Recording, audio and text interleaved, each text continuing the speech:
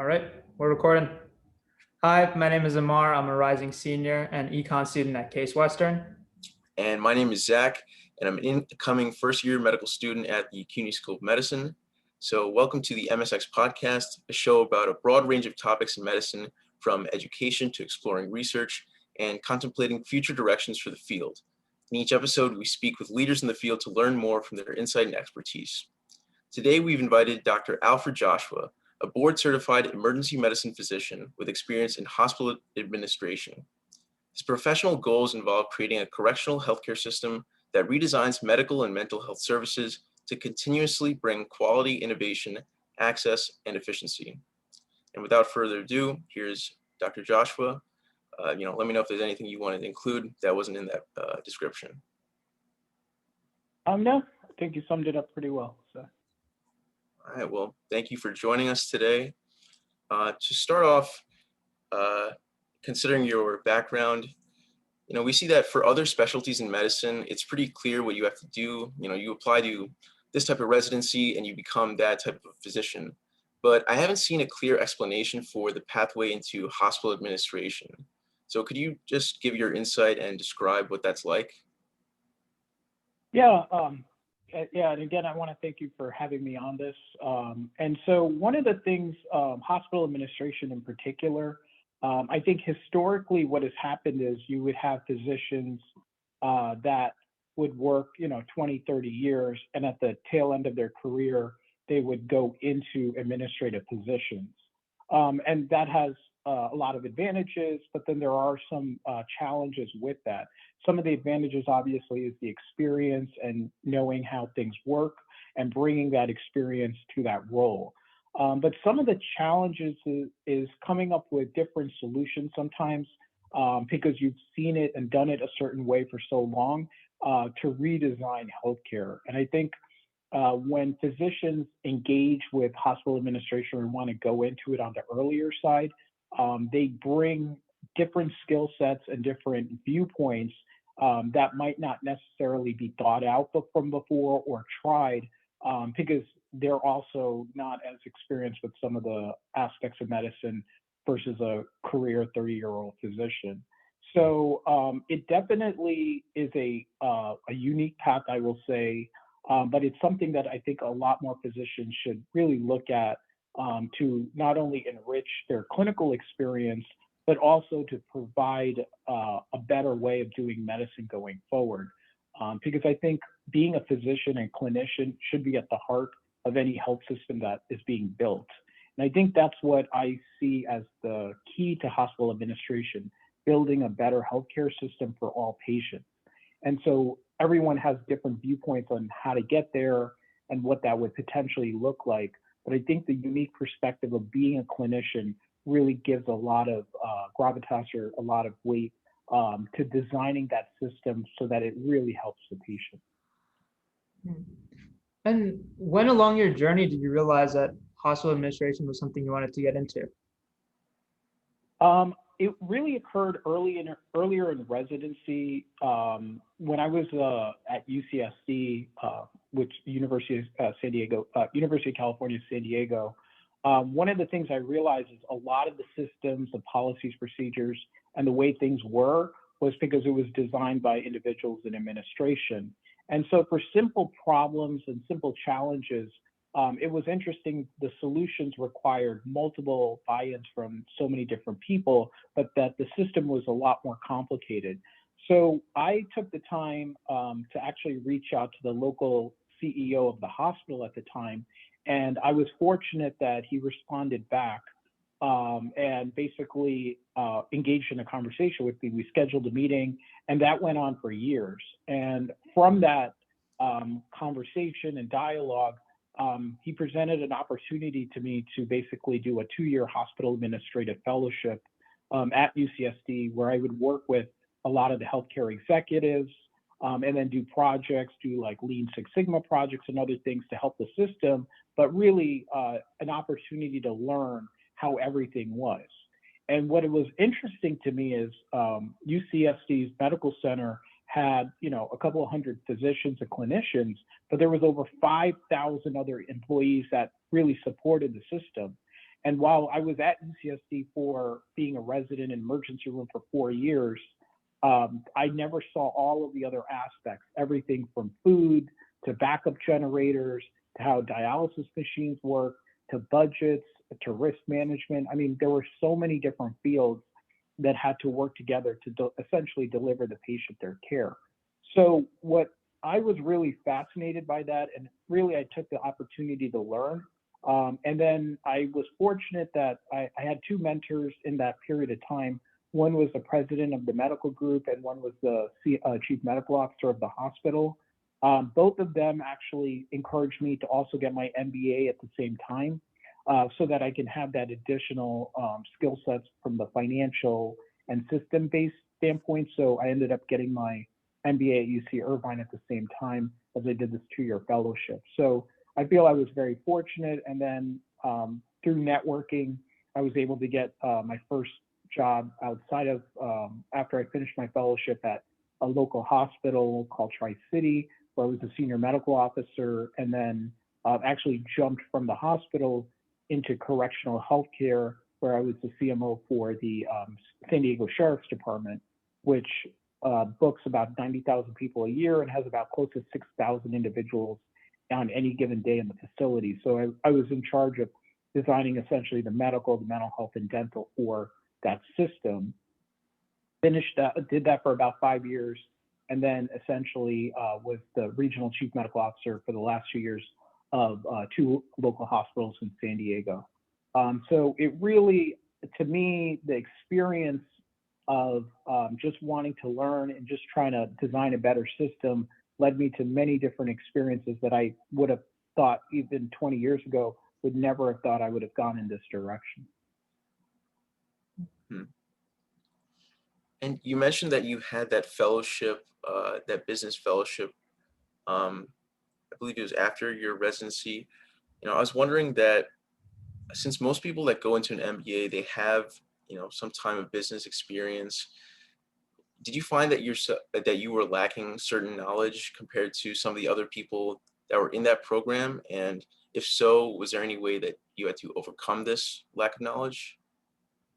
Yeah, I mean, I would say it's very similar to coming into medical school and then taking your first anatomy class, where you might have a little bit of understanding of different parts of the body, but then when you have to get into the nitty-gritty details of every part of the organ and other stuff, there's a tremendous amount of knowledge that you acquire for really the first time when you're going through some of these courses. And then certain things click and don't click, but like coming from undergrad, you might have a bio major, and I would equate it to the same thing. Like, I feel like a majority of people have some level of, financial knowledge and stuff like that, just from how they interact with their regular lives, with everything from credit cards to their own household budgets. But then you learn a level of nuance and much more detailed knowledge. So I feel if you keep an open mind, especially coming as a clinician and as a physician, you're just trained to be able to absorb a lot of knowledge in a very short period of time. So it's really about keeping your mind open and actually just taking the time to learn it, similar to when in med school. So I feel while there might be areas that you might be more comfortable with like some of the MBA courses, there's always going to be areas that you're going to have some level of weakness, or you have to shore up your knowledge base, but that just requires the time to just put in to learn it.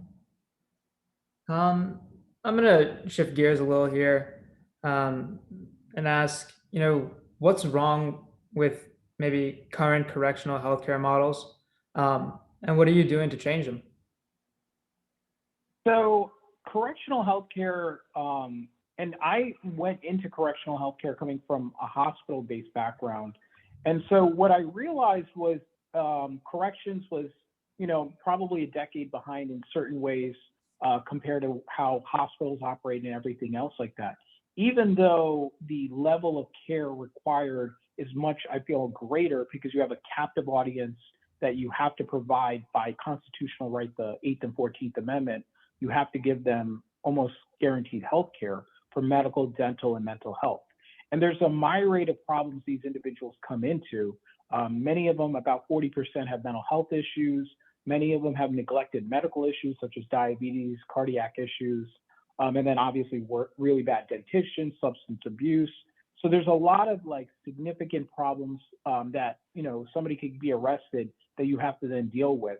Versus out in the community, it's really on the patient responsibility that they have to follow up and navigate a very complex system. So designing it, I felt it was there's the good part is that you can design a system that really can improve the quality of care for these individuals. On the bad side, what you have to figure out is you have to go above and beyond more than what a regular person in the community would do when they design their hospital system. So from that type of standpoint, the real challenge is how do you design it so that the individuals and the patients that are inside the facility actually can get coordinated care, and that it wraps around to so many of the other things that they suffer from. So they might not just be suffering from diabetes, but they could also have schizophrenia, and they could also be a meth addict. So when you have to put all of those things, and then really bad dentition from a dental standpoint, you put all of those things together, you have to really do a lot more coordination and communication between the providers. And so I felt from the time that I've been at, San Diego Sheriff's Department, and then obviously consulting with other jurisdictions, one of the things I really try to emphasize is how do we coordinate the care in an efficient, timely process so that the individual gets everything, but everybody's talking with each other to know what else is going on with that patient. And regarding, that type of medical management, do you think there's any difference between the way prison hospitals think about implementing lifestyle changes compared to, I'd say, like normal hospitals? Yeah, I do, and the interesting thing with that question is that I've seen it both sides, and a great example actually is food. When you look at a hospital's cafeteria, some of these cafeterias are like they give out some of the most unhealthy things in a hospital situation, and yet we are basically telling the public the hospitals where you come to be, get your care, where if you have trauma-related stuff, you get fixed up. You have chronic diseases, you get managed, but then you see some of the most simple things as like vending machines with a lot of sugary drinks and candy, and then you see cafeteria with a lot of fatty foods that would not be heart healthy, and yet we propagate that as like, oh, that's just how we normally eat, and it doesn't go to the continuity of the individual's overall health. Similar to that, I would even say like in the jail or prison system, there's a dietitian, there's an approved diet, but there are actually ways to improve the entire population because you can give them a balanced meal. You can actually have special diets and everything else like that. And they're actually given a meal 3 times a day. So you have a lot more, I feel, control with some of the health outcomes that you might not necessarily have in a community hospital or in a public hospital type system that you do have with this type of population. And are there any challenges with maybe implementing these broad sweeping, maybe dietary changes across the entire facility's population? Because, at an individual scale, everyone in the hospital, everyone in the correctional facility might have you know, different diets, different lifestyles. Um, yeah. So in that situation, usually in a jail or prison system, their basic routine, their daily routine is highly regimented. They wake up at a certain time. They basically get their meals at a certain time. They have certain activities at a certain time. They have obviously access to medical, mental health, and dental. So they'll go to their appointments, whether inside the facility or outside the facility. But because of that regimented time where everything is always happening, like they're getting their breakfast time, they either make it or they miss the meal. As a result of it, it's actually a lot more control to provide, a system, if you design it well, to have a high quality system.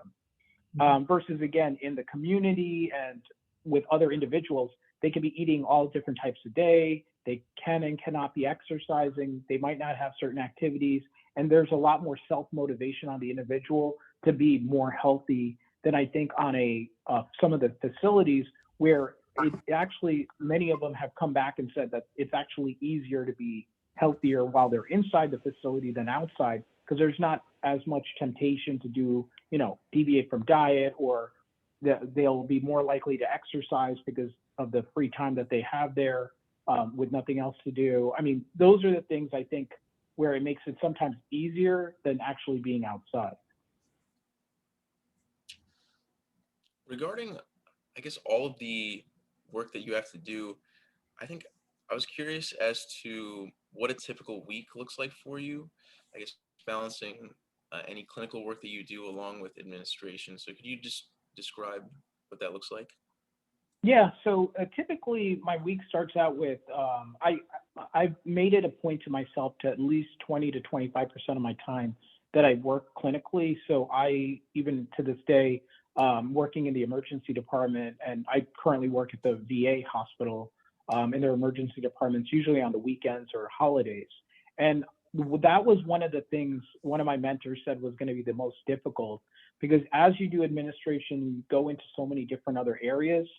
The tendency to go away from pure clinical medicine sometimes gets lost. And then what ends up happening is you lose that perspective of being a clinician when you're making decisions or all of that stuff. And what I realize is even in a short period of time, medicine really changes from a clinical standpoint. So it's easier actually just to spend a little bit of time, every single week or in a given month, to dedicate that time so that you're staying apprised with what else is going on. But then it is that you're more connected to it when you're in all these other roles, whether it's an entrepreneurial role, you're trying to think of a product, whether it's administration, whether it's legal. I mean, there's so much that just that perspective gives you, that is what the reason why you're attracted in other industries as well. So that's typically 25%. The rest of it then goes to administration. And then I do also do consulting. So during the week it's administration and then consulting, usually in the after hours as well. So it's a pretty packed week, but I find the variety really helps me stay motivated, because it's always engaging my mind in a different way. Mm. Um, as I was doing some, research online too, I was seeing some of these facilities are tracking KPIs such as EBITDA.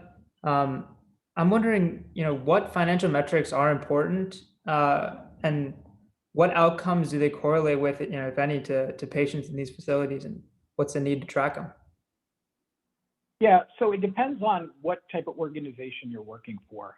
So I would say if you're working in a like a prison, jail, or government entity system, the goal there is so that you can deliver efficient care and system within the budget that you're allocated. So when I was at the San Diego Sheriff's Department, I was allocated a budget, I think around $75 million to provide the medical and mental health and dental care for all of these inmates. And close to 6,000 of them and 90,000. So you're designing your system, your contracts, everything else, so that you're able to provide the best quality service within that type of budget. And then reallocating it. So if you had to put more into mental health, less into medical, to make sure that, you're not, obviously cutting where you would compromise quality, but still maintain quality, and reallocating resources where it's needed. When you're working for a for-profit hospital, so the last job I was a regional chief medical officer. I was part of a for-profit company. There, the bottom line was actually very important, in the sense of, if you don't have profits, you can't have reinvestment into capital expenditures. You can't do other things. So their EBITDA, which stands for earnings before interest, taxes, depreciation, and amortization, was a marker of what is the actual profit and financial health of the system. So I always look at profit in those types of situations as what is the value you're providing to your end customer, your end patient, because you need to design your system where not only are you getting money, and in healthcare, it's actually very complicated, because unlike a traditional relationship with a customer, your relationship is really also with an insurance company and other third-party payers that have all different other motivations to pay and not pay. So as a result of that, it gets a lot more nuanced, because you're designing a system where not only is the patient you have to look at it from a patient standpoint, but you have to look at it from all of these other businesses and third-party vendors that you also have to satisfy their requirements. So it becomes a lot more complicated in that aspect. And then you take, non-for-profits, hospitals and other things like that. And again, there, the budget is also very important. And and what you have to balance there is the amount of revenue that's coming in there, that you make sure that it's close enough to where your expenses are. And so the nonprofits are great in the sense of you can reinvest all of those profits essentially back into the hospital. But the caveat there is you still have to do your due diligence and everything else to make money so that the hospital is actually thriving in a very challenging environment. Mhm. And going back to like the complexity of the uh, medical system in the correctional facilities, is there maybe like a buffer period on innovation within this type of field? Because it's already complex with juggling patients, providers, and uh, caregivers. Yeah, I feel like with innovation with a lot of these systems, I find from my own experience is that when you truly have a problem or a challenge and there has to be a solution, that's where some of the most innovative solutions really come about. And so I think a good example is like whenever you're faced with a infectious disease of some sort and you have to try to protect the population, the solutions that come out of it are highly innovative, but it's based on necessity or born out of necessity, I feel, in many of those situations. So I feel the innovation is there, but it's dependent on what the challenges are for some of those systems.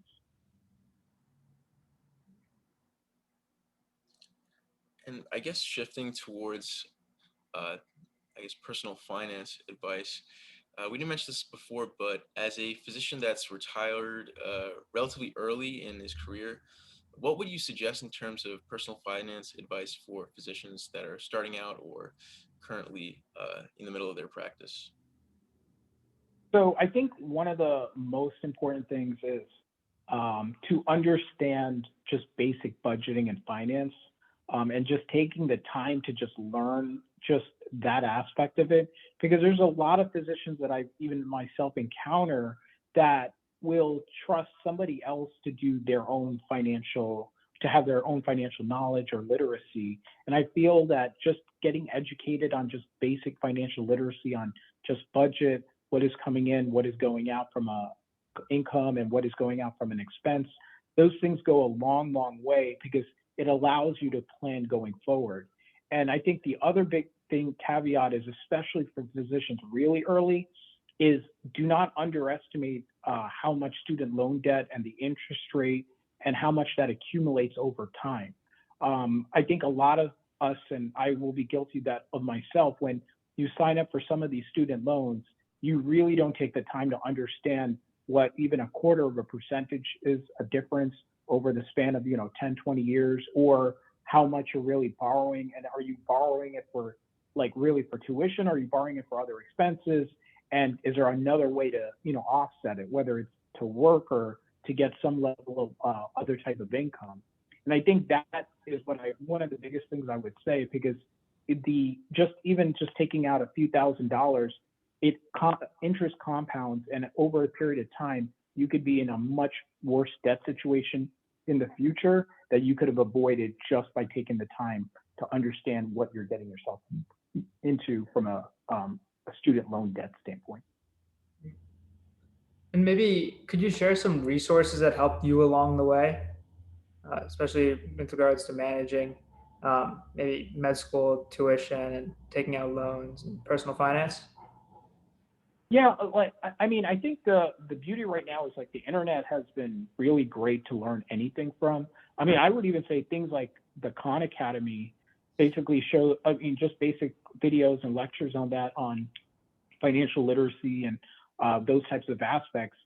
Even just that basic of the stuff, it goes such a long way, because majority of people don't even understand that like basic part of it, and then they go to these other professionals or specialists on the financial side who may or may not have their best interests.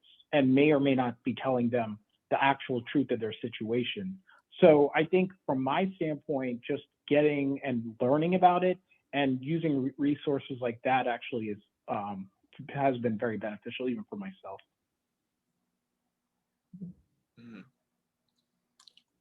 And I guess, do you have any parting advice or words of wisdom for aspiring students that want to get involved with healthcare, or specifically hospital administration, in in this day and age?